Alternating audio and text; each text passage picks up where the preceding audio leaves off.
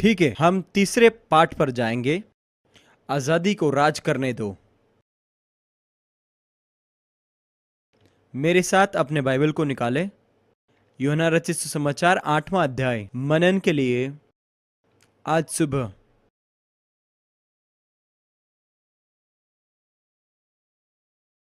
यूहन्ना 8 उसका 30वां आयत। यीशु ये बात कह ही रहा था कि बहुत तेरों ने उस पर विश्वास किया। तब यीशु ने उन यहूदियों से जिन्होंने उनकी प्रतीति की थी कहा, यदि तुम मेरे वचन में बने रहोगे तो मेरे चेले ठहरोगे और सत्य को जानोगे और सत्य तुम्हें आजाद कर देगा। हे स्वर्गीय पिता, हम आपको धन्यवाद देना चाहते हैं आज के समय के लिए, आपके वचन के सामर्थ्य के लिए धन्यवाद, इस सवेरे के प्रकाशन के लिए धन्यवाद। हे पिता, हम कुछ जानकारियों को जानना नहीं चाहते, परंतु वो प्रकाशन जो सत्य को आप हम पर प्रकट करेंगे, यीशु में जो सत्य है हम स्पष्ट देखने पाए। हे पिता, आप सबको हटाओ, वो पर्दों को हटाओ जो हमारे आंखों को अंधा बनाता है, ताकि हम उस सत्य को देखें जिसके कारण यीशु इस धरती पर आया। यीशु के नाम में आमेन, आमेन।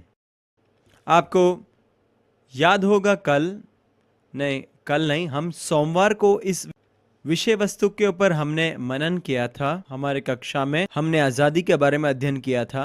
उन सब में जाने का भी समय नहीं है, परंतु कुछ मूलभूत बातों को हम देखेंगे ताकि इन सारे बातों को आप अपने हृदय में संग्रह करके रखें। और ये हमने देखा कि हमारे जीवन के सारे अनुभव को इस बात के साथ जोड़ सकते हैं, हमारे हृदय के गहराई के अंदर के विश्वास के उस भाग के साथ जोड़ सकते हैं। और इस बात को समझने के लिए हमने नीति वचन की पुस्तक 4 अध्याय को देखा, परंतु मुझे नीति वचन 23 के 7वां आयत अधिक पसंद है। वचन इस प्रकार कहता है, क्योंकि जैसा वह अपने मन में विचार करता है वैसा वह आप है। और महत्वपूर्ण बात यह है कि यहाँ पर जो शब्द विचार के लिए उपयोग किया गया है वो इस अर्थ को बताता है कि किस विषय वस्तु के ऊपर हम मूल्य को रखते हैं। हम जिस पर विचार करते हैं उसके ऊपर हम मूल्य को रखते हैं, और ये बात हमारे पहचान को, हम कौन है, इस बात को निश्चित करता है। मैंने कुछ और बातों को बताया था, मैं इसे दोहराना चाहता हूं क्योंकि ये बहुत ही महत्वपूर्ण है और ये आपको इस सत्र के नए विषय के साथ जोड़ने के लिए मदद करेगा। और मुख्य बात यह है कि जिस तरीके से मैं परमेश्वर पर विश्वास करता हूं और खास करके मेरा रिश्ता उस परमेश्वर के साथ कैसा है, ये इस बात पर प्रभाव डालता है कि पहले मैं अपने आप के साथ किस प्रकार संबंध रखता हूँ, दूसरा मैं किस प्रकार अन्य लोगों के साथ संबंध को रखता हूँ, मैं किस प्रकार दुनिया के साथ रिश्ते को रखता हूँ। और ये सच में एक बहुत ही महत्वपूर्ण हकीकत, सच्चाई है।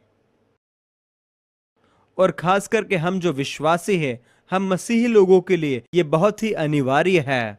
पर हम विश्वासियों के लिए जिस प्रकार मैं इस बात को सोचता हूं कि मेरा रिश्ता परमेश्वर के साथ कैसा है, ये विचारधारा मैं इसे किस प्रकार देखता हूं, मेरी विचारधारा में मैं इसका सामना किस प्रकार करता हूं, वह इस बात को निश्चित करेगा मैं किस प्रकार सारे बातों के साथ रिश्ते को बनाऊंगा।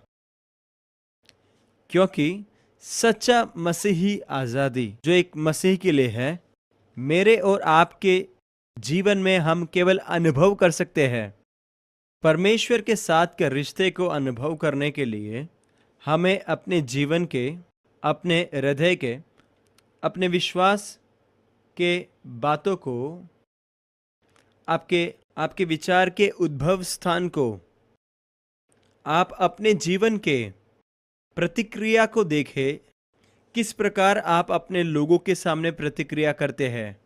जब तक तुम्हारा हृदय इन बातों से आजाद नहीं हुआ है, धर्म, सारे धर्म की बातें, विधि परायणता, स्वधार्मिकता और कर्तव्य, मैंने सोमवार को आपको कर्तव्य के बारे में समझाया था और सिखाया था। आज सवेरे कक्षा में हम इस बात को देखेंगे। आपके नोट्स के अंदर कुछ फेरबदल को मैं लेकर आना चाहता हूं। अगर कहीं आपको लग रहा है कि आप मेरी बात को समझ नहीं पा रहे हैं, मैं आपसे अनुरोध करता हूं आपके नोट्स के सबसे निचले भाग में जाएं।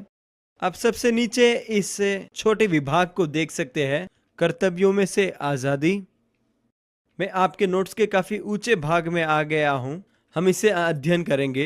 क्या ये आपके नोट्स में है?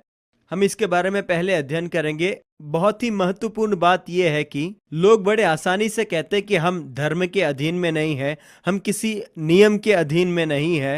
ये कहने के लिए तो काफ़ी आसान है, हम इसके ऊपर चर्चा भी कर सकते हैं, परंतु हकीकत यह है कि जब तक आप आपके हृदय के गहराई के अंदर आजाद जब तक ना होंगे, विश्वास के सारे परिमाण के अंदर इनमें से कोई भी बात आपके परमेश्वर के साथ के रिश्ते को रोक सकता है। धर्म के आधार पर, स्वधर्मी बनकर और जिम्मेदारी बनकर हम कभी इस बात को अनुभव नहीं कर सकते, आजादी के अंदर की मुक्ति को, उस विजय को जो परमेश्वर के साथ के रिश्ते में मसीह हमें देना चाहता है। आमेन। गलातियों की पत्री 5वां अध्याय उसके पहले आयत को हम पढ़ेंगे। इसको हमने पिछले सोमवार को अध्ययन किया है, परंतु आओ एक और बार इसके अंदर के कुछ तत्वों को हम समझेंगे। और हम देखते हैं नए नियम में ऐसे कई वचन है जिसके अंदर पौलुस और पतरस जो है आजादी के बारे में बताते हैं, परंतु ये वचन बिल्कुल अलग है, क्योंकि इस तरीके से पौलुस ने इसे प्रदर्शित किया है। वचन में इस प्रकार लिखा है, मसीह ने स्वतंत्रता के लिए हमें स्वतंत्र किया है, सो इसी में स्थिर रहो और दासत्व के जुए में फिर से न जुतो। और यहां पर हम देखते हैं कि दासत्व के जुए में जुते रहने के बारे में बताया गया है। ये इसके बारे में नहीं कि आप नियम के जुए में जुते हुए हैं, परंतु आप अपने सोच रूपी जुए के अधीन में जुत रहे हो, अपने विश्वास के प्रमाण के अंदर जुत रहे हो। इसका अर्थ यह है कि यहाँ पर पौलुस स्पष्ट बताता है कि परमेश्वर के साथ के रिश्ते के अंदर हमारा विचार और विश्वास का परिणाम हमें उसके जुए के अधीन करता है। ऐसा क्यों? सो इसी में स्थिर रहो, मसीह ने स्वतंत्रता के लिए हमें स्वतंत्र किया है। जब 13वें वचन में जाते हैं, वहां पर फिर यहां पर वचन इस बात को स्पष्ट करता है, हे भाइयों, तुम स्वतंत्र होने के लिए बुलाए गए हो। और यहां फिर स्वतंत्र शब्द का उपयोग किया गया है। यहां पर पौलुस स्पष्ट करता है कि तुम अपने शरीर के लिए जो है स्वतंत्रता का दुरुपयोग ना करें। ये बात तो बिल्कुल पढ़ने से में स्पष्ट होता है, परंतु एक बात मैं आपको समझाना चाहता हूं, वो ये है कि पौलुस केवल इसे उल्लेख नहीं करता। मसीह ने हमारे लिए जो आजादी को रखा है, उसके अंदर हमें स्थिर खड़ा रहना है और स्थिर बने रहना है। तो आपको कुछ बातों को समझ के करना जरूरी है। आपको जीवन में एक और कदम जो है प्रयास को डालना है, ताकि आप अपने जीवन के विश्वास के पृष्ठभूमि को उस स्थिर स्थान पर लेकर आ सकते हैं जहां पर आप मसीह के स्वतंत्रता को अनुभव कर सकते हैं। और अन्य जो बातें हैं जो जुए के समान बंधन में डालता है, उसके अंदर आप अपने आप को नहीं उलझाएंगे। कई और वचनों को भी हम देखेंगे। और इसके पश्चात पौलुस इस बात को कहता है कि ये तुम्हारा बुलावा है, आपको ये आजादी के अंदर बुलाया गया है। यहां पर जो स्वतंत्रता और आजादी के लिए शब्द उपयोग किया गया है, सोमवार को उसके परिभाषा को हमने देखा था। और मैं जानता हूं कि आप में से कई लोग जो है सत्र के बाद मेरे साथ बात करने के लिए आए थे, और आप में से मुझे कई लोग कह रहे थे कि सर ये तो बहुत ही अलग है और क्रांतिकारी है। परंतु मैं आपसे कहना चाहता हूं, मसीह ने हमें ऐसे एक आजादी के लिए बुलाया है, और मैंने आपको बताया ये एक ऐसी आजादी है जहां जाने वहां जा सकते हैं, ताकि हम अपने आप को सीमित बंधन में ना पाएंगे। और आज सुबह के समय में मैं आपको यहां पर वो जिम्मेदारी के ऊपर कुछ बातों को बताना चाहता हूं। जब हम इस जिम्मेदारी शब्द के बारे में अध्ययन करते हैं, इसी के जैसे एक समानार्थी शब्द है जो वाइन्स एक्सपोजिटरी डिक्शनरी में लिखा गया है कि आपको नैतिक कर्मकांड जिम्मेदारियों से आपको मुक्त किया गया है। उसका दूसरा अर्थ है कि आप किसी भी जिम्मेदारी के अधीन में नहीं है और आप किसी के भी उद्धार के अधीन में नहीं है। और मैं जानता हूं कि आप में से कई लोगों के लिए, और मेरे खुद के जीवन में भी मैंने ये अनुभव किया है कि परमेश्वर के साथ के रिश्ते में मैं एक ऐसी आजादी से डरता था। आमेन। और मैंने बिल्कुल आपको भी बताया कि जब मैंने इस बात को सुना, मेरा सबसे पहला प्रतिक्रिया यह था, ये भयानक हो सकता है, क्योंकि ऐसे में आप इसको प्रचार नहीं कर सकते। मैंने कई लोगों को इस बात को कहते हुए सुना है, और लोग मुझे कहते थे कि सर, आपने जो भी प्रचार किया है वो काफी भयानक है और मेरे ख्याल से खतरा भरा है। और उनके सामने मैं ऐसा एक प्रतिक्रिया रखता था कि ऐसा प्रचार करना नहीं चाहता जो हमारे कलीसिया के विश्वासियों के लिए भयानक और खतरनाक है। और मैं कभी नहीं चाहता था कि परमेश्वर को जानकर जो उद्धार को उन्होंने पाया है, मेरे प्रचार के कारण मैं उनको खतरा में डालूं। परंतु परमेश्वर ने मुझसे कहा, यह तेरा जोखिम नहीं है, तुमने इस जोखिम को नहीं उठाया। परमेश्वर ने कहा, मैंने उठाया है। तुम्हारा काम केवल प्रचार करना है। परंतु कई बार मैं लोगों के पास से इस बात की प्रतिक्रिया को सुनता हूं कि नहीं, ये बात तो हमारे समझ में आ रहा है, परंतु इतने सारे लोग यहाँ पर है, ये कैसा हो सकता है। हाँ, और हमने जो है अपने जीवन में यीशु को प्रभु के रूप में स्वीकार किया है। परंतु मैं आपसे पूछना चाहता हूँ, जब आप मसीह के साथ प्रेम में हो, आप उसके आशिक गुलाम नहीं बनते। हालेलुया, आमेन। परंतु यहाँ पर यीशु के लिए आप आशिक गुलाम बनते हैं। और हाँ, ये तो होता है। उसका अर्थ है कि मैंने इस बात का निर्णय लिया है कि मैं यीशु के पीछे चलूंगा, क्योंकि वो मेरे जीवन का प्रभु बनता है। इसीलिए नहीं कि उसने मेरे पास से इसको जबरदस्ती लिया है, मैं उसे अपने जीवन में प्रभु बनाता हूं। आप समझ रहे हैं? जब हम इस बात को इस दृष्टिकोण से देखते हैं, मैं आपको यह बात पूछना चाहता हूं। मैं किससे पूछूंगा? हाँ, क्या आप इधर आ सकते हैं? हाँ, तुम। हाँ। आप कृपया कर इधर आ जाएं। मैं आपको बताना चाहता हूं, मैं इस तरीके से दृष्टांत को इसलिए उपयोग करता ताकि आप बातों को और भी स्पष्ट तरीके से समझें। मैं ढूंढ रहा हूं कौन मेरी मदद कर सकता है। हाँ भाई, आप इधर आ जाओ। आपका शुभ नाम क्या है? स्वर्गेय। और ये कौन है? जिम। जिम, क्या आप भी अपने स्थान पर जरा खड़े हो सकते हैं? ठीक है, तो अभी हमारे पास यहाँ जिम है। जिम यहाँ पर जो खड़े हैं, आप इस बात को नहीं जानते, ये एक बहुत बड़े करोड़पति है। हाँ, करोड़पति। क्या आप इसे संभाल सकते हैं? संभाल सकते हैं? और स्वर्गीय जो यहाँ पर खड़े हैं, हाँ बिल्कुल, स्वर्ग राज्य के लिए है। स्वर्गीय यहाँ पर जो है, ये एक जवान है जो परमेश्वर से प्रेम करते हैं। वो यीशु से प्रेम करते हैं। उनके पास बड़े विचार है और वे यहाँ पर बाइबल स्कूल में है। वे अपने जीवन को तैयार कर रहे हैं, भविष्य में परमेश्वर जो उनके लिए रखे हैं उसके लिए अपने आप को तैयार कर रहे हैं। परंतु वे एक ऐसे जवान है जिनके पास व्यवसाय और धंधे के लिए काफी अच्छे क्रियात्मक विचार है। तो जिम और जिम जिम यहाँ पर सामने खड़े हैं, और ये दोनों बचपन से एक ही साथ पाठशाला जाते थे। देखो, अभी भी यहाँ पर बैठे थे और वो वहाँ पर बैठते थे, पास में बैठते थे।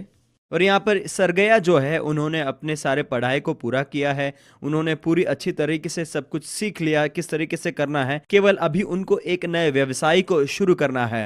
उन्होंने बाजार का भी अच्छा सर्वेक्षण किया है कि किस तरीके से ये व्यवसाय आगे बढ़ सकता है। उनके पास एक महान विचार है, पर उनके पास धनराशि नहीं है। उनको इसे शुरू करने के लिए पैसा नहीं है। और ये यहाँ पर बिल्कुल जानते कि जिम जो यहाँ पर खड़े हैं यह कि ये एक बहुत बड़े करोड़पति है। तो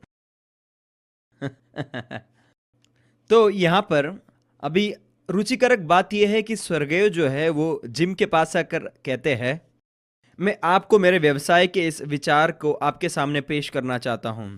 आप इसे जरा गौर करें और हो सके तो कुछ पैसे को निवेश करें। हाँ देखो, जिम यहाँ पर जो खड़ा है वो एक मूर्ख नहीं है, एक करोड़पति है, और वो अच्छी तरह से समझते हैं। वो यहाँ पर व्यवसाय के विचार को देखते और सच में वो प्रभावित हो जाते हैं और कहते ये तो सच में बहुत ही अद्भुत विचार है। तो पूछेंगे, स्वर्गीय आपको इसके लिए कितने पैसे के निवेश चाहिए? और वो कहता है कि 1 करोड़ रुपया चाहिए अगर इस कंपनी को शुरू करना है। अभी इस बात को याद करें, इस बात को याद करें, ये बहुत ही बड़े करोड़पति है। और फिर यहाँ पर जिम जो है सरगया को कहते हैं, हाँ सरगया, इस विचार के ऊपर मैं निवेश करने के लिए तैयार हूं, परंतु एक बात को याद रखें, मैं आपको अभी जानता हूं, आप यहाँ पर बाइबल कॉलेज में अध्ययन करने के लिए आए, हम एक दूसरे को जानते हैं। मैं आपको ये पैसा बिना कोई ब्याज के देना चाहता हूँ। क्या ये ठीक होगा? आप में से कितने कहेंगे ये अद्भुत होगा? आमेन। आप सोच रहेंगे ये अच्छे पुरुष है। आपको केवल इतना करना होगा कि कुछ कागजात के कार्य है उसे पूरा करना होगा। आप मुझे इस बात को लिख के देंगे कि कुछ राशि को जो है आप हर महीना मुझे देते रहेंगे। और इस बात से जिम खुश होता है और वो अपने बैंक गारंटीड चेक को लेते हैं, उस पर 10 करोड़ लिखते और हस्ताक्षर करते हैं। और यहाँ पर कागज पर हस्ताक्षर हो गया है, पैसा देता है और स्वर्गीय जो है अपने कंपनी को शुरू करते हैं। अभी जरा सोचो कि 6 महीना हो गया है। 6 महीने के बाद स्वर्गीय जो है किसी भी पैसे को दे नहीं पाता है। और आप लोग जो व्यवसाय करते हैं, आपको मालूम है कि बिजनेस के अंदर कैश फ्लो करके एक चीज है। और कभी भी जब नया व्यवसाय शुरू होता है, ये बात के ऊपर आप कभी भी पाबंदी नहीं ला सकते हैं। और इसलिए इन्होंने यहाँ पर एक अच्छा कंपनी को शुरू किया है। किराए के काफी कमरों को खरीदा है, कई स्टॉक को खरीदा है और किताबों में तो व्यवसाय अच्छा चल रहा है, पर उनके पास ये धनराशि नहीं बचा कि वो हर महीना उनको वापस लौटा के दे। व्यवसाय तो अच्छी तरह से चल रहा है, परंतु वो जिन को वापस पैसा नहीं दे पाते। इसलिए अभी ये यहाँ पर ऐसा करते हैं कि वे जिन के पास जाते हैं और कहते हैं कि देखो व्यवसाय तो चल रहा है, परंतु मैं आपको हर महीना पैसा तो नहीं दे पा रहा। और कहते हैं कि कागजात यहाँ पर है, आप कुछ भी कर सकते हैं मेरे साथ। जिम इसे देखते हैं और कहते हैं ठीक है, आप और समय ले सकते हैं, देखो ये कितने अच्छे हैं। इसलिए वे स्वर्गीय को एक अच्छा जवाब देते हैं और वो ये कहते हैं कि अभी आपको मुझे कुछ भी देने की जरूरत नहीं है, आप अपने समय को ले सकते हैं और इस व्यवसाय को मजबूत करने में लगे रहो। और जब आप इस पैसे को वापस मुझे दे सकते हैं, आप उस समय में आप इसे शुरू कर सकते हैं। इससे चिंतित ना रहे कि ये कितना समय लगेगा, तुम जाओ व्यवसाय को करो और जब तुम स्थिर हो जाते बाद में पैसा मुझे दे देना। आप में से कितने लोग ऐसे सोचते हमारे बैंक कुछ ऐसा करते और ये यहाँ पर इस बात को भूल गए कि ये एक बहुत बड़े करोड़पति है। उनके करोड़ों की धन से जब 1 करोड़ आप लेते, जैसे कि आप किसी के जेब में से $100 लेते हो। हाँ, ये किसी ने ले आया है, परंतु ये पैसे लेने से वो कंगाल नहीं होने जा रहा। और ये हर दिन अपने कार्य में लगे रहते, परंतु ये भूल जाते कि उनको वापस पैसा देना है। आमेन।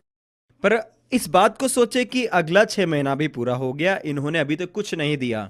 आप जरा इस बात को सोचकर देखें, जब कभी भी स्वर्गीय जो है जिम को देखते हैं तो जिम के मन में स्वर्गीय के प्रति क्या विचार आता होगा? क्या वो ऐसे सोचेंगे अरे ये मुझे बहुत पसंद आ गया है, या फिर अरे तू मुझसे कर्जदार है? पर हकीकत है जिम इसके बारे में सोचता भी नहीं होगा। वो इन सारे बातों के बारे में सोचता भी नहीं होगा। जब भी वो स्वर्गीय को देखता है वो सोचता है हाँ ये जवान के पास व्यवसाय का अच्छा विचार है, परंतु स्वर्गीय जो है इसके मन में ऐसा विचार नहीं आता। जब भी ये जिम को देखते, मानो कि ये दोनों यहाँ पर पढ़ने के लिए आते, पहले पास में बैठते थे, अभी वो दूर बैठने लग गए। आमीन। और कुछ समयों में ये कक्षा के सबसे पीछे जाके बैठने लगेंगे। और अगर समय ऐसा बीतता जाएगा और ये पैसा को वापस लौटा नहीं पाते हैं तो कुछ समय के पश्चात ये यहाँ पर कक्षा में आना भी बंद कर देंगे। ये इसलिए नहीं कि उनको पढ़ना पसंद नहीं, परंतु इसीलिए कि वो जिम की उपस्थिति उनको सता रही है इस बात से कि वो कर्जदार है। आप समझ रहे हो? अभी ऐसा अनुमान लगाओ कि मैं यहाँ पर आता हूँ और मैं स्वर्गीय को देखता हूँ कि वो बहुत निराश है, हमेशा कक्षा में निराश बैठा रहता है। जब भी कक्षा में पढ़ाई होता है ये हमेशा नीचे ही देखते हैं और ध्यान नहीं रहता। तो मैं स्वर्गीय से पूछता हूँ आपको क्या हो गया? आप तो पहले बड़े बात करते थे, आनंदित रहते थे, आजकल क्या चल रहा है? फिर वो मुझे कहते अरे मैं आपको बताता हूँ ये कि जिम जो आप देख रहे हैं, मेरे आने से पहले कुछ ऐसा भी होता है। मैंने इस दृष्टांत को बताकर बहुत समय हो गया है। एक दिन जिम जो है इस कक्षा में आता है और कक्षा के बाद जो है जिम जो है वापस लौट कर जाते हैं और वो बड़े निराश रहते हैं। और जब स्वर्गीय देखते हैं कि आप क्यों निराश हो, और वो कहते कि अरे मुझे अब एक बिजनेस अपॉइंटमेंट है और मेरा गाड़ी पूरा गंदा हो चुका है और मेरे पास इसे धोने के लिए समय नहीं है, मुझे नहीं पता मैं क्या करने जा रहा हूं। आप मुझे बताओ यहां पर वो क्या कहेंगे? धन्यवाद, कम से कम एक व्यक्ति तो है जो मेरी बात को समझ रहा है।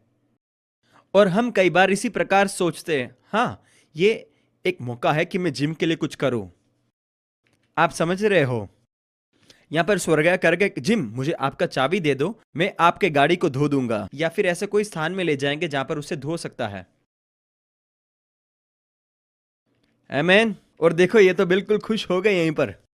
और यहाँ पर हम देखते हैं कि उन्होंने उनके गाड़ी को पूरा चमका दिया है, धो दिया है। और मैं हकीकत को जानता हूँ, इनको कार धोना पसंद नहीं है, क्योंकि मैंने इनका कार को देखा है। आमीन। पर यहाँ पर वो जो है जिम के कार को धोते हैं, और उतना ही नहीं, धोते समय में सीटी को बजा रहे हैं। सीटी को इसलिए बजा रहे हैं क्योंकि उनके मन में ये सोच है कि मैं कम से कम मेरे कर्ज को इस तरीके से पूरा कर रहा हूं। आपका कर्जा कितना है? $1 करोड़ का गाड़ी का धुलाई।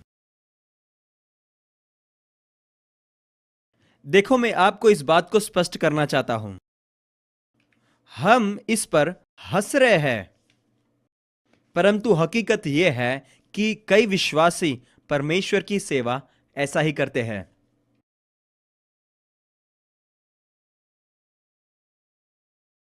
अपनी सेवकाई जिम्मेदारी के कारण करते हैं। अगले बार जब जिम कक्षा में आते हैं, जिम को चलते हुए देखते हैं, और ये जिम को देखकर कहते हैं कि हाँ, आपका गाड़ी का चाबी दे दो, मैं आपके गाड़ी को धो दूंगा। और ये एक बार नहीं, 4-5 होने के बाद जब मैं उन्हें पूछता हूँ ऐसा क्यों कर रहे हैं, तो ये बताते हैं कि मुझ पर जिम का 1 करोड़ रुपए का कर्ज है। और आगे क्या, ये कि जिम मुझे हर हफ्ता उसके कार को धुलाता है। आप समझ रहे हो? अगर आप ऐसे कर रहे होंगे तो ये आगे होगा। कोई भी व्यक्ति इस विचार से जो जीता है, वह अपना जीवन बंधन में बिताता रहेगा और आखिरी में बाध्य रहेगा। और जब कभी कोई व्यक्ति दूसरे व्यक्ति के बंधन में जीता है, कुछ समय पर वो व्यक्ति को घृणा करने लगता है। और मानो कि मैं यहां पर आकर कहता हूं कि इनसे भी ज्यादा पैसा मेरे पास है, और मैं उनसे कहता, तुम उन पर कितना कर्ज रखते हो? 1 करोड़। 1 करोड़, और कितना ब्याज है? आप आपके मन में विचार कर रहे होंगे, इतने समय तक तो मैंने ब्याज नहीं दिया, परंतु अभी तो वो मुझसे ब्याज मांगेगा। तो मैं इनसे कहता हूं, तुम उनके प्रति $1 करोड़ कर्जदार हो। तो मैं क्या करता हूं? मैं उनको कुछ नहीं कहता। मैं यहां पर आता हूं, जिम ये स्वर्गया का 1 करोड़ रुपया जो कर्जा है, 1 करोड़ है ना, मैं ये इनके लिए करना चाहता हूं। मैं इनका कर्जा पूरा करना चाहता हूं। क्या मैं कर सकता हूं? मैं आपको बताता हूं मैं क्या कर रहा हूं। मैं आपको 2 करोड़ रुपए देने जा रहा हूं। क्या आप इससे संतुष्ट हैं? हाँ, ये शायद ठीक होगा। फिर मैं यहां पर एक बैंक गारंटी चेक लेता हूं, और मैं उनको $2 करोड़ देता हूं, और स्वर्गीय को कर्ज से मुक्त करता हूं। मैं आपसे यह पूछना चाहता हूं, क्या स्वर्गया को अभी भी जिम के प्रति कुछ कर्जा है? क्या मेरे प्रति कोई कर्जा है? मैंने कई लोगों को हां बोलते हुए सुना। कई लोग इसको इस प्रकार से अनुभव करते हैं। कई लोग जो है इसे इस प्रकार समझते और कहते हैं, हाँ, हम अभी भी कर्जदार हैं, परंतु हकीकत यह है, इनको मैंने 2 करोड़ जो है कर्जा के रूप में नहीं दिया है। मैं यहां पर अपनी मर्जी से उनको 2 करोड़ रुपया दान दे रहा हूं, और उनका कोई भाग नहीं है इसमें। मैं स्व इच्छा से उनके कर्ज के राशि को भरता हूं, और दुगना भरता हूं। देखो, हम परमेश्वर के सामने कर्जदार थे, हम उसे वापस नहीं दे पा रहे थे, और यीशु स्व इच्छा से यहां पर आते हैं, और मेरे लिए, आपके लिए वो कर्ज को भरते हैं, दुगना भरते हैं। यशायाह 40 उसका पहले आयत में लिखा है, मेरी प्रजा को शांति दो, परमेश्वर कहता है। मेरी प्रजा से कहो कि परमेश्वर उनको शांति देता है, और उनके पाप के लिए परमेश्वर ने दुगना दाम चुकाया है। दुगना दाम चुकाया है। और कलीसिया में हम देखते कई विश्वासी इस प्रकार से सोचते हैं कि वे परमेश्वर के प्रति कर्जदार है। यीशु इस धरती पर आए और उनके लिए उनके कर्ज को चुकाया है, और अभी वे यीशु के प्रति कर्जदार है। यीशु के प्रति कर्जदार नहीं, ऐसा नहीं है। बाइबल कभी ऐसा नहीं कहता कि यीशु ने कहा, मैं तुमको जीवन देना चाहता हूं, कर्जे का जीवन भरपूरी से। पर यीशु ने कहा, मैं तुमको जीवन देने के लिए आया हूं। मैंने तुम्हारा कर्जा को चुकाया है, मैं तुमको जीवन को दे रहा हूं और इसका आपको दाम नहीं चुकाना है और तुम मेरे बंधन में नहीं हो। हालेलुया, आमेन। क्या ये दृष्टांत से आपने कुछ बातों को सीखा? हाँ, आमेन। बहुत धन्यवाद। इस जवान के लिए ताली बजाए। बहुत धन्यवाद। हालेलुया। आपने ये देखा। आओ हम एक और बार गलातियों की पत्री 5वें अध्याय उसके पहले आयत को देखेंगे। पौलुस यहाँ पर क्या कहता है? मसीह ने स्वतंत्रता के लिए हमें स्वतंत्र किया है, सो इसी में स्थिर रहो और दासत्व के जुए में फिर से न जुतो। देखो, मैं पौलुस तुमसे कहता हूं कि यदि खतना कराओगे तो मसीह से तुम्हें कुछ लाभ ना होगा। यहाँ पर ये क्या बात को कर रहे हैं? यहाँ पे खतना के बारे में कहा गया है। मेरे ज्ञान के अनुसार आज के जमाने में किसी भी कलीसिया के अंदर खतना के ऊपर कोई समस्या नहीं है, और मैं मानता हूं कि ये सच है, किसी कलीसिया में ऐसा कोई समस्या नहीं है।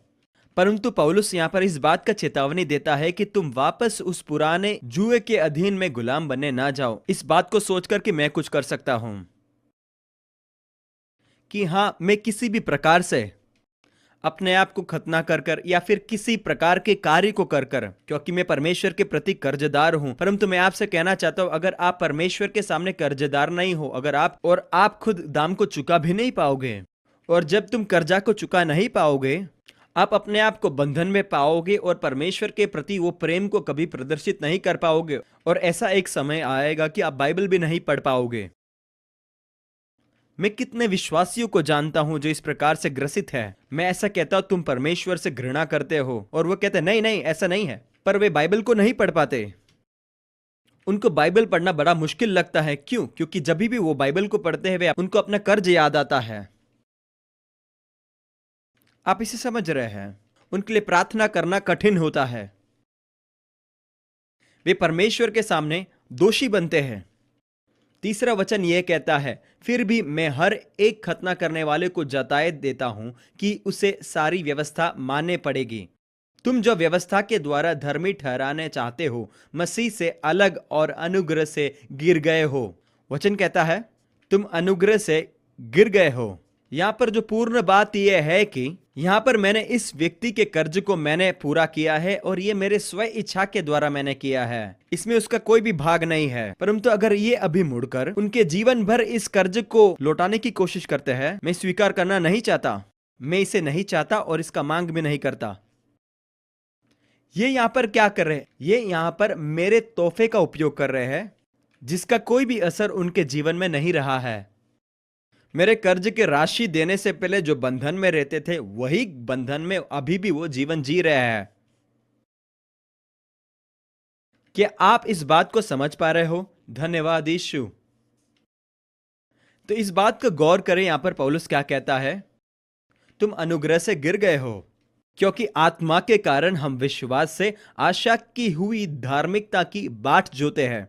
देखो, पौलुस यहां पर स्पष्ट क्या करता है। लोग मुझे पूछते कि विश्वास के प्रति मुझे कौन उत्साहेगा, परंतु देखे वचन क्या कहता है, और मसीह यीशु में न खतना रहित कुछ काम का है। यहां पर इसका अर्थ क्या है? आप इसको कई दृष्टिकोण से देख सकते हैं, परंतु देखो, एक दृष्टिकोण में आपको बताना चाहता हूं। मसीह में परमेश्वर ने जो आपके लिए किया है, और मसीह के साथ के आपके रिश्ते में खतना या फिर खतना रहित, उसका अर्थ आपके जीवन में आप कुछ कर सकते हैं या फिर कुछ नहीं कर सकते, इसका कोई अर्थ नहीं रहा है, उसका कोई प्रभाव नहीं बचा है।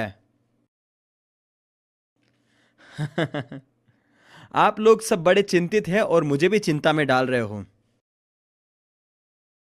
आपको पता है, हालेलुया।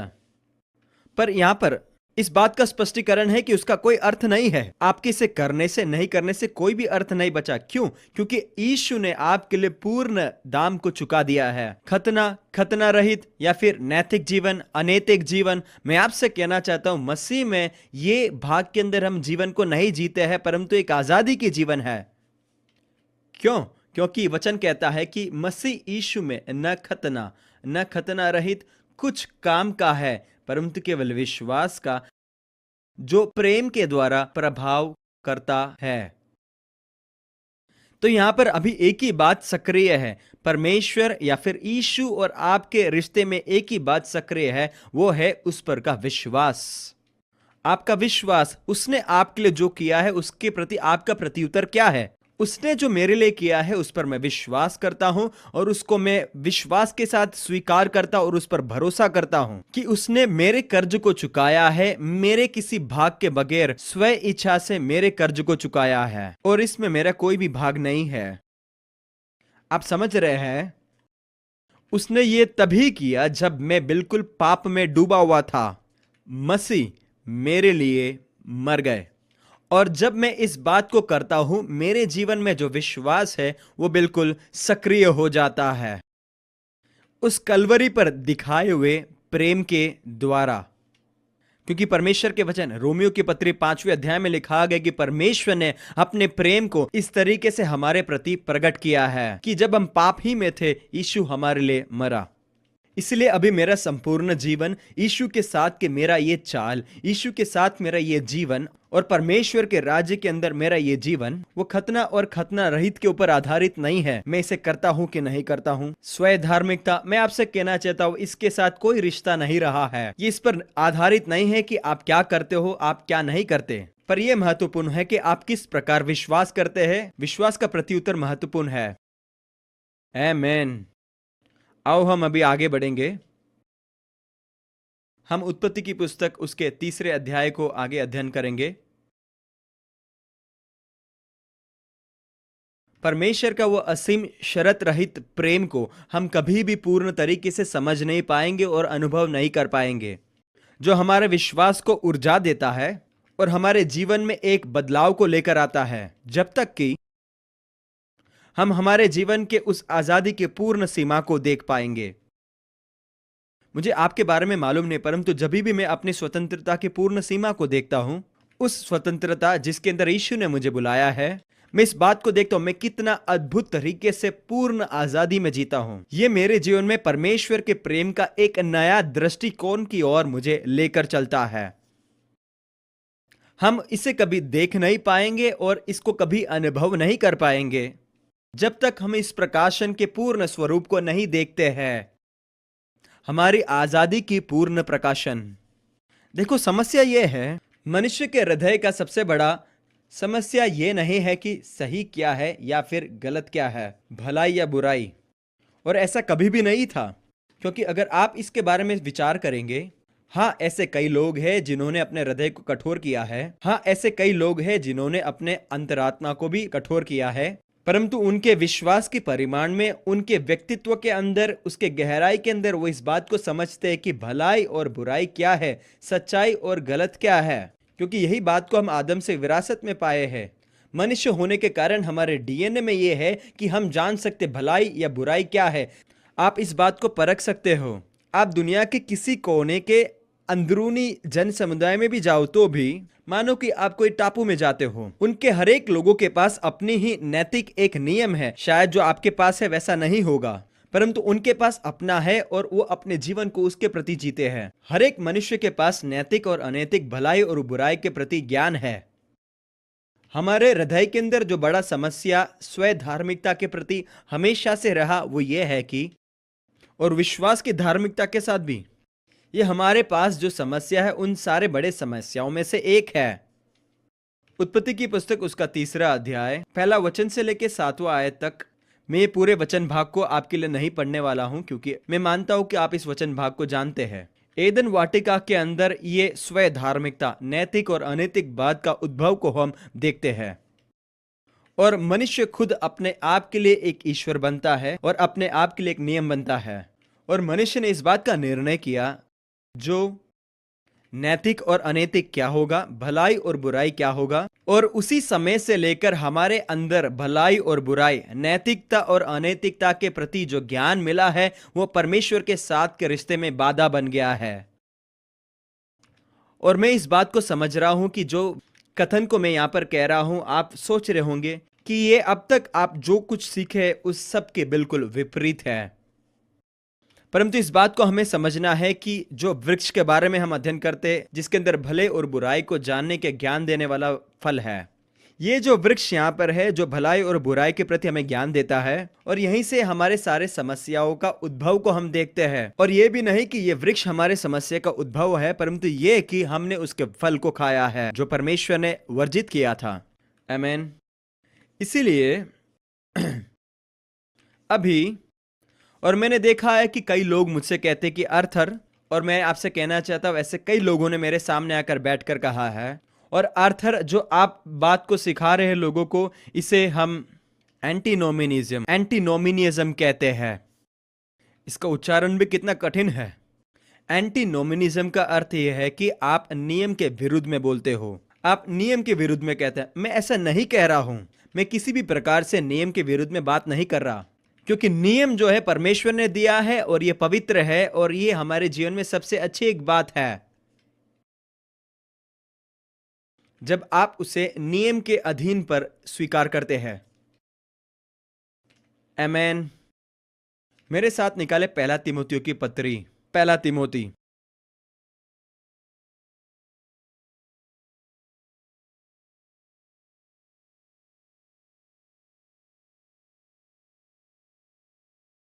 पहला तिमोथी पहला अध्याय उसका 8वां आयत। यहां पर पौलुस इस बात का स्पष्टीकरण को करता है, और वचन इस प्रकार है, पर हम जानते हैं कि यदि कोई व्यवस्था को व्यवस्था की रीति पर काम में लाए तो वह भली है। आमीन। उस उद्देश्य के अधीन में जिसके लिए वो बनाया गया था।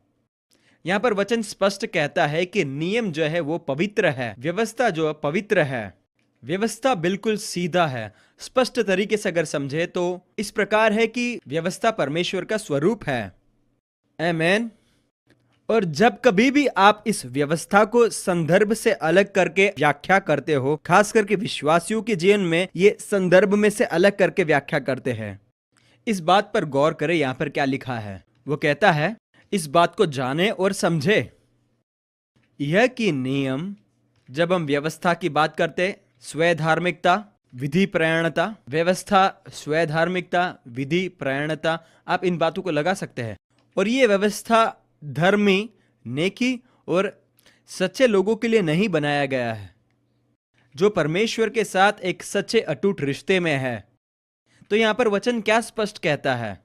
यहां पर वचन स्पष्ट कहता है कि व्यवस्था जो है वो अच्छा है, पर तब जब वो व्यवस्था के अधीन में उपयोग किया जाता है।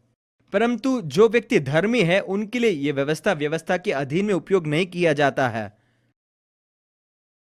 क्या आप इस बात को समझ रहे हैं? उसका अर्थ यह है कि कभी भी एक धर्मी मनुष्य व्यवस्था को इस प्रकार उपयोग करता है जैसे कि स्वधार्मिक बनने के लिए, तो यह बात स्पष्ट है कि वो व्यवस्था के अधीन में उसे उपयोग नहीं कर रहा। यह सच में अद्भुत है। मैं आपको कहना चाहता हूं, यह समझना बहुत ही अनिवार्य है। मैं आपसे कहना चाहता हूं, मनुष्य के रूप में हमेशा हम व्यवस्था की ओर ज्यादा मुड़ जाते हैं। आमतौर से हर एक आदमी जो है वह व्यवस्था के ऊपर निर्भर हो जाता है, परंतु वचन स्पष्ट लिखा गया है, व्यवस्था उनके लिए नहीं जो धर्मी और सच्चे हैं, जो परमेश्वर के साथ एक अच्छे, सच्चे, अटूट रिश्ते में है। इस बात को समझे, अगर आप एक विश्वासी हो तो आप एक धर्मी व्यक्ति हो और आप परमेश्वर के साथ एक सही रिश्ते में हो। इस आधार पर नहीं कि आपके जीवन में अभी क्या चल रहा है। अगर आप एक विश्वासी हो और आपने अपने जीवन को यीशु के हाथों में समर्पण किया है और उसने आपके लिए जो कार्य किया है उसे आपने अगर स्वीकार किया है, तो यह बात स्पष्ट है कि आप एक धर्मी हो। इसलिए यहां पर स्पष्ट लिखा गया, ये किसके लिए है? अधर्मियों के लिए, निरंकुशों के लिए, भक्तिहीनों के लिए, पापियों के लिए, अपवित्रों के लिए और अशुद्धों के लिए, और जो हत्यारे हैं, जो माँ बाप के घात करने वाले हैं और हत्यारे हैं, जो मारते हैं और हत्या करते हैं, माता का हत्या करते हैं, अन्य मनुष्यों का हत्या करते हैं, वे लोग जो अशुद्ध हैं, जो व्यभिचारी हैं, जो अन्य लोगों को जो है अगवा करते हैं और उनका शोषण करते हैं, झूठ बोलने वाले, झूठी शपथ खाने वाले, और इनको छोड़ खरे उपदेश के सब विरोधियों के लिए ठहराया गया है, जो मसीही सिद्धांत के विरोध में कार्य करते हैं। और हमें ये बात पहले से ही सिखाया गया है कि खरे उपदेश ये है, मसीह लोगों को दिया गया हुआ नैतिकता। ऐसा नहीं है। गौर करें वचन में क्या लिखा गया है। यही परम धन्य परमेश्वर की महिमा के उस सुसमाचार के अनुसार है जो मुझे सौंपा गया है। और जब इसी बात को हम रोमियो की पत्री पहले अध्याय में जाते वहां पर स्पष्ट देखते कि पौलुस कहता है कि मैं इस सुसमाचार के प्रति शर्म को महसूस नहीं करता हूं, क्योंकि ये वो सुसमाचार है जहां पर यीशु के काम का पूर्तिकरण को हम देखते हैं जो सारे मानव जात के लिए पूरा किया गया है। और व्यवस्था जो है, व्यवस्था के अधीन में उनके लिए उपयोग किया जाता है जो ये परमेश्वर के सुसमाचार से बिल्कुल दूर है और उसे स्वीकार नहीं करना चाहते हैं, जो इस सुसमाचार के बिल्कुल विपरीत जीवन जीते हैं, जो लोग यीशु मसीह को अपने जीवन में उद्धारकर्ता के रूप में स्वीकार करना नहीं चाहते। और व्यवस्था उनके लिए दिया गया था। क्यों दिया गया था? और यह व्यवस्था इसीलिए दिया गया था कि यह व्यवस्था एक शिक्षक के रूप में उनको उस स्थान पर लेकर आए जहां पर वो मसीह को स्वीकार करें। आमीन।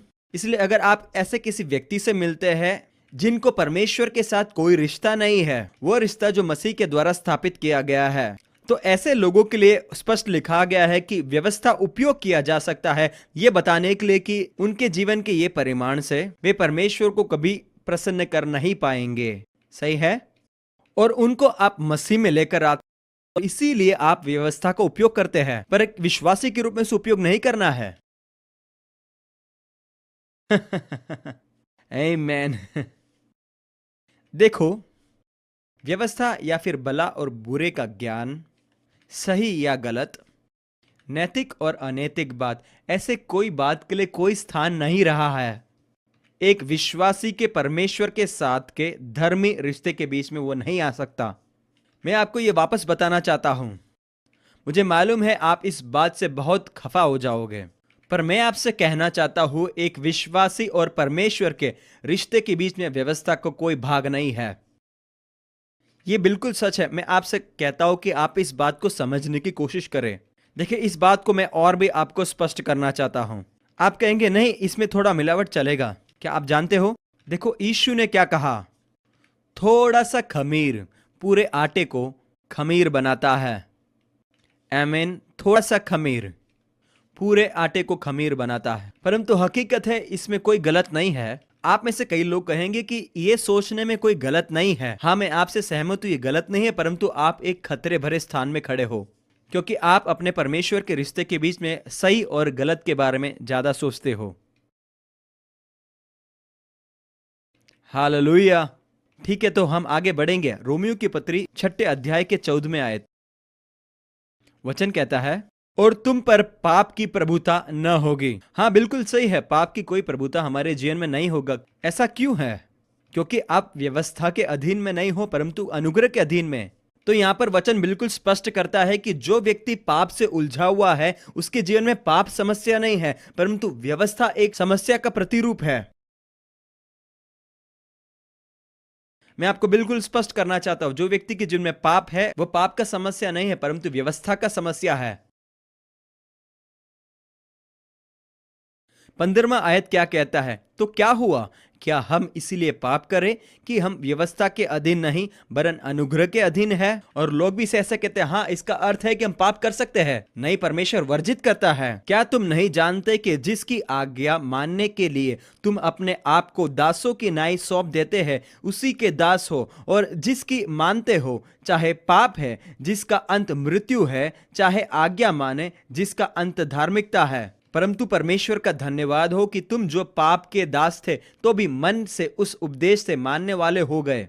आपको इस बात को समझना है, पुराने नियम के अनुसार आज्ञाकारिता कर्मों के आधार पर था, सही करना, सही जीना और सही बने रहना। परंतु नए नियम में आज्ञाकारिता का परिभाषा सही विश्वास करने पर है। इसलिए जब यहां पर कहा गया कि तुमने आज्ञा को माना है, इस बात को इंगित नहीं करता कि तुमने व्यवस्था को माना है या फिर किसी सिद्धांत को माना है, परंतु वो कहता है कि तुमने आज्ञा माना है। कहां से? हृदय से। उस प्रकार का सिद्धांत जो तुम्हें सिखाया गया था, जिसे आपको दिया गया था। फिर आपने पाप से मुक्ति को प्राप्त करके धार्मिकता के गुलाम बन गए हो। यहाँ पर वचन क्या स्पष्ट करता है? तुमने क्या किया? जो सुसमाचार का सिद्धांत तुम्हारे सामने प्रचार किया गया था, उसका तुमने पालन किया है। ये सुसमाचार की मसीह के द्वारा तुम्हें निःशुल्क अनुग्रह मिला है और आपने इस आज्ञा को माना है और इस प्रकार जीकर आपको आजादी दिया गया है। पर दूसरे भाग में तुम धार्मिकता के गुलाम बन गए हो। हालेलुया। पहला कुरिन्थियों की पत्री 15वां अध्याय उसका 34वां आयत ये कहता है, धार्मिकता के लिए जाग उठो और पाप ना करो। परमेश्वर के साथ के उस रिश्ते में जाग जाओ। यीशु के पूर्ण हुए कार्य के लिए तुम जाग जाओ, जो आपको धर्मी बनाता है, और पाप न करो। तो कई लोग कहेंगे अगर हम ऐसे जीने लगेंगे तो लोग पाप के अंदर जिएंगे। नहीं, ऐसा नहीं है। परंतु पाप के ऊपर आपका जो सामर्थ्य है वो आपका धार्मिकता बनता है। क्योंकि कितने ऐसे हैं जो परमेश्वर को नहीं जानते हैं। मैं तुम्हें लज्जित करने के लिए यह कहता हूं। मूलभूत तरीके से पौलुस यहाँ पर कुरिन्थियों के विश्वासियों को यह कहना चाहता है कि तुम्हारे बीच में ऐसे कई हैं जिनको यह ज्ञान नहीं है। इसलिए मैं तुम्हारी लज्जा के लिए यह कह रहा हूं। क्यों? क्योंकि तुम्हारे में से कई लोग वापस व्यवस्था में जाना चाहते हैं। आमीन। देखो, अनुग्रह जो है केवल एक धर्मशास्त्र के सिद्धांत से बढ़कर है, या फिर बाइबल के सिद्धांत से बढ़कर। अनुग्रह एक व्यक्तित्व है। अनुग्रह यीशु का व्यक्तित्व है। नए नियम के विश्वासी होने के नाते हमें एक नया व्यवस्था, नया नियम के अधीन में बुलाया नहीं गया है। इस प्रणाली के लिए नहीं बुलाया गया है। भाइयों बहनों, मेरी बात को ध्यान से सुने। नए नियम के विश्वासी होने के नाते आपको ऐसे एक नए प्रणाली, नए सिद्धांत के अधीन में नहीं बुलाया गया है जो व्यवस्था, नियम और कर्म कांडों से भरा हुआ है, जो यहूदी परंपरा से मसीही सिद्धांत के रूप में बनकर आता है। आप समझ रहे हैं ना?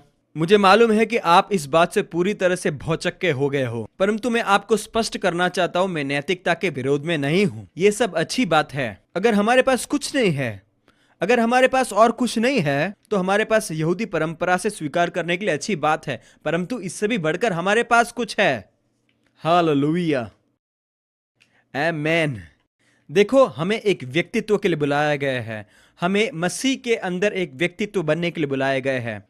मत्ती रचित सुसमाचार 11वां अध्याय उसका 28 से लेकर 30वीं आयत। हे सब परिश्रम करने वाले हो और बोझ से दबे हुए लोगों, मेरे पास आओ, मैं तुम्हें विश्राम दूंगा। देखो, यीशु मसीह के अंदर हमें जो नए नियम में बुलावा मिला है, ऐसा नहीं है कि हम वापस व्यवस्था के अधीन में जाए, परंतु मसीह के द्वारा हमें एक नया पहचान दिया जा रहा है।